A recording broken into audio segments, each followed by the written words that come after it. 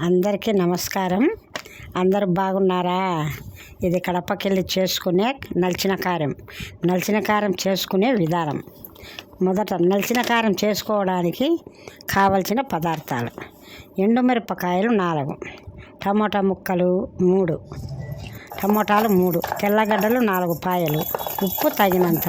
తయారు చేసుకునే విధానం: ముందు పొయ్యి మీద పెనం పెట్టి టమోటా పండ్లు ముక్కలు వేసి రోంత నూనె వేసి దోరగా వేయించాలి.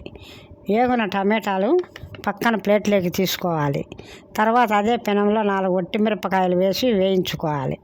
తర్వాత వేయించుకున్న మిరపకాయలు రెండుగా తుంచి కావలసినంత ఉప్పు నీళ్లు వేసి చెరవలో వేసి పప్పు గుత్తితో రామాలి. మెదిగినాక ఎంచుకున్న టమోటాలు చెరవలో వేసి మెదిగేంత వరకు ఎనపాలి.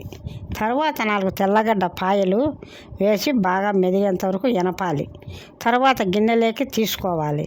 కావలసిన వారు చింతపండు కూడా వేసుకోవచ్చు. రాగి సంగట్లోకి కానీ వేడి అన్నంలోకి కానీ నెయ్యి వేసుకొని ఈ కారంతో తింటే చాలా రుచిగా ఉంటుంది. ఈ కారం జ్వరం వచ్చినప్పుడు కానీ నోరు బాగాలేనప్పుడు కానీ తింటే చాలా బాగుంటుంది. అందరూ తప్పక చేసుకొని తినండి, చాలా బాగుంటుంది. తిన్న తర్వాత ఎలా ఉందో నాకు చెప్పండి. అందరూ చేసుకొని తిని ఈ కారం ఎలా ఉంటుందో నాకు చెప్తారని నేను అనుకుంటున్నాను. అందరూ నా ఛానల్ని సపోర్ట్ చేయండి, లైక్ చేయండి.